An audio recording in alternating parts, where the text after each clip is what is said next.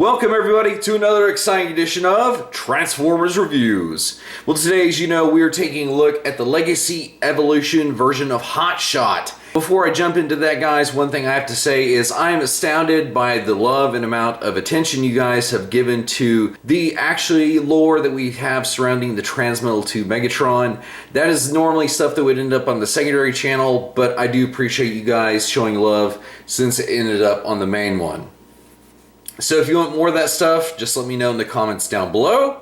However, we were looking at this yellow fella, and as you can see, he is stacked up against his original Power Links recolor. Now, when you would slap the original engine gun on the front of the car, it would cause these two claws on the front to pop open with a spring feature. However, as the Evo version of Hotshot does not have that, you can go ahead and plug that in there if you wish and recreate it by just pulling his feet out like that. And so while I have never been the biggest fan of the front claws on the car, it is cool that you can still do that with the new guy. Now, regardless of whether you have the Cannon engine in the front of the hood, you can actually go ahead and put any standard Minicon on the back, because unlike Starscream that should have had one on the back of his vehicle mode, they did go ahead and manage to put one of those on this version of Hotshot. So if we go ahead and we plug Jolt in there, he actually does fit.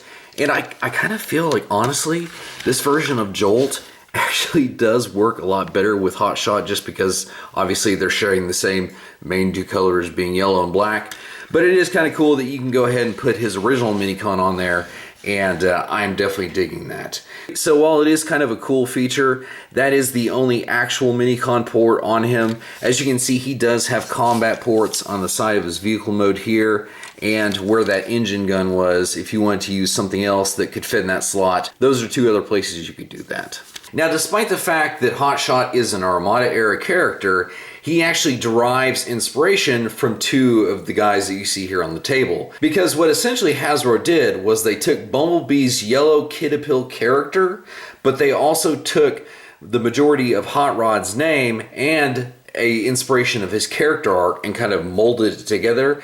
And this guy right here is what we have as the result. However, that being said, he doesn't feel like a poor man's Hot Rod or poor man's Bumblebee. He still feels like his own actual character, which is what kind of gives Hot Rod, I feel, a little bit of his own staying power instead of riding on other dudes' laurels. Yet, at the same time, that did not stop Hasbro from trying to turn Hotshot into Hot Rod as much as they could. Let's see, what are some similarities that we see? Some engine guns right there in the front center. And let's see, oh yeah, the hood also has some flame deco on it. They're mostly red. The spoilers are yellow. It's just kind of one of those funny things. So what does that mean for our evolution version of Hotshot over here? Well, if they did this on the original version, you know that they're definitely going to release another version with this. Who knows? Maybe we'll get that 2003 recolor that was supposed to be Smokescreen that was using this version of the Hotshot mold. That would be kind of cool to see on this car, and I feel that, you know what, that actually might kind of work. So what if you wanted to pair Hotshot with an actual Armada era figure? He does have those key Armada stylings, but at the same time, because this is a legacy figure, he does have those design elements too. And I think that it blends really well, so much to the fact that, again, with an actual Armada era character, it doesn't clash too terribly. So I do dig the fact that you can actually go ahead and have these boys squaring off on the shelf if you so desire. And I think the thing that I enjoy the most about this figure is the fact that it's not trying to shoehorn in a lot of gimmicks obtrusively. And I just kind of enjoy a figure that I feel like it's being honest with me. Now, let's see this fabulous guy in his robot mode. So here our boy has finally reached his robot mode. The only problem that everybody loves to point out is his legs. So we'll go ahead and address them. You can see that they are very hollow, and the way that they're just kind of constructed, that it does kind of leave something to be desired. Plus the fact that, I mean, it doesn't look necessarily the cleanest. But I mean, once you basically move from the knees up, that's where this boy really starts looking good, especially in just the details of the chest. I love how the stuff is picked out. how this is very kind of cleanly tied in.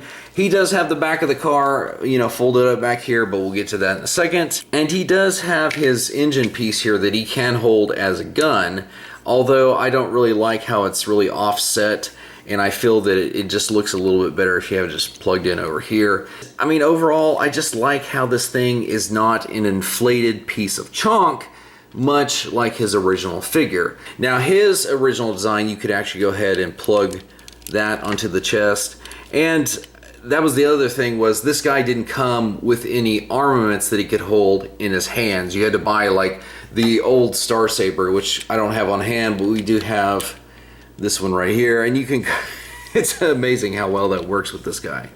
Now, the one thing that I do like about this figure, like we saw in vehicle mode, is the features on this guy that were so beholden to that of requiring minicons, you can still have on this boy.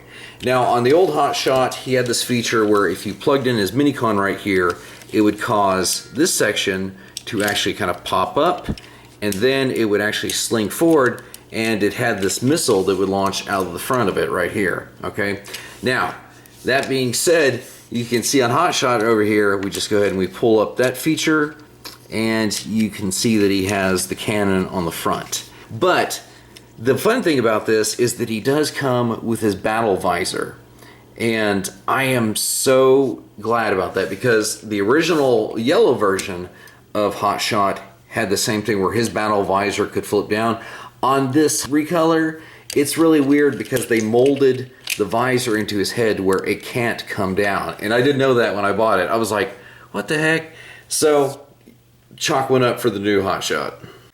So you can see that whether our boy is engaging with the Decepticons with his wrist-mounted blaster, or if he's getting ready to unleash a world of hurt with his Axle Bazooka of Doom, he just looks awesome, and I am so just over the moon that the fact that these guys are still compatible with blast effects. Now, I always kind of felt like our boy got a little bit of a raw deal whenever he was betrayed by Sideways on the moon and he lost the Star Saber. However, if you have the Legacy Starscream, you can actually correct that little bit of an oversight.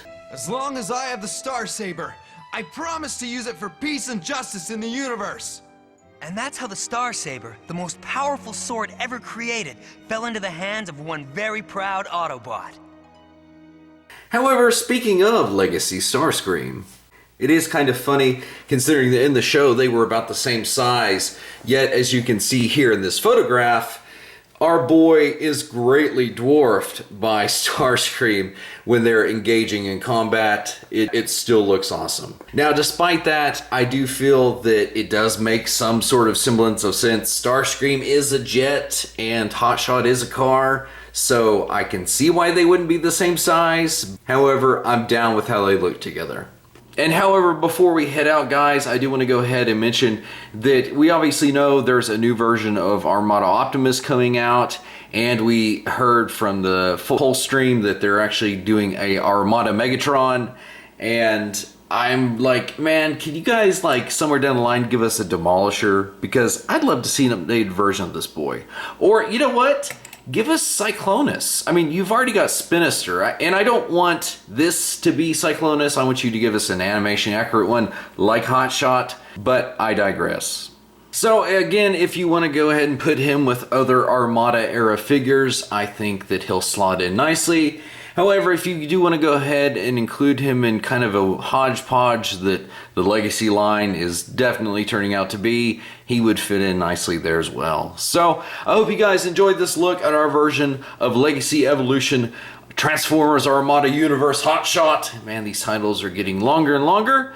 But until next time, guys, we'll see you in another video.